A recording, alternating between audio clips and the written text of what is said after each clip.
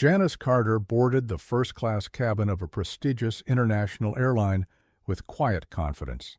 She was a successful tech entrepreneur and earned every inch of that VIP seat.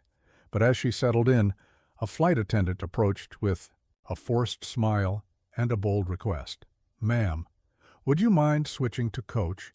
One of our other VIPs would prefer this seat." She looked around and saw a white man watching her, smirking. That moment should have broken her, but it didn't. Instead, she pulled out her phone and made one call. By the time the plane landed, the entire team would no longer be employed. Janice Carter wasn't flashy. She wore a simple blazer, carried a modest handbag, and let her energy speak louder than any diamond watch.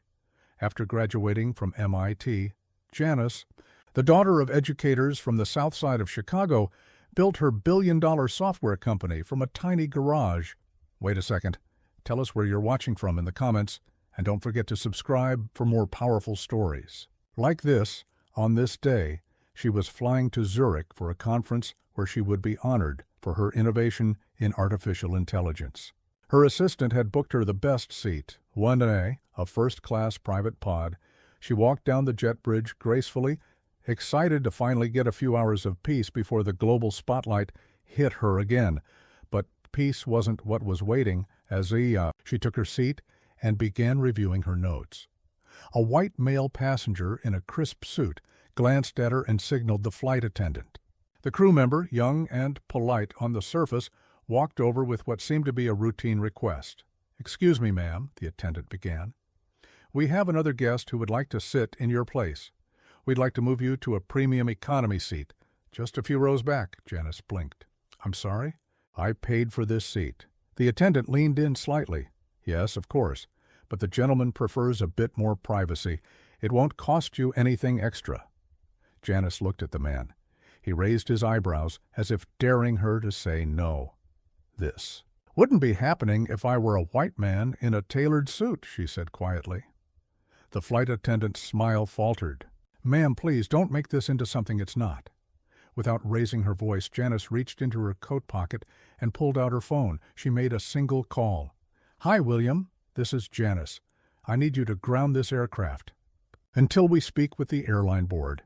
Yes, I'm being racially profiled by the cabin staff on Flight 428. Document everything. And call the chairman of the board. He still owes me a favor." She hung up, calm and composed. Within 10 minutes, the captain came to her seat personally. "Miss Carter, I deeply apologize for any inconvenience. Please remain where you are. We've been instructed to pause the flight. Executives are on their way to speak with you." The man who had requested her seat? He was escorted off the plane. So was the flight attendant. And so was the lead flight manager, who had tried to smooth things over with fake sympathy. The story made headlines within hours. Black tech CEO stands her ground. Airline fires entire flight staff after VIP mistreatment. The airline's CEO issued a formal apology on national television. The company launched a full internal review, reinstated diversity training, and committed to hiring more black executives in leadership roles. Janice didn't speak to the press. She didn't need to.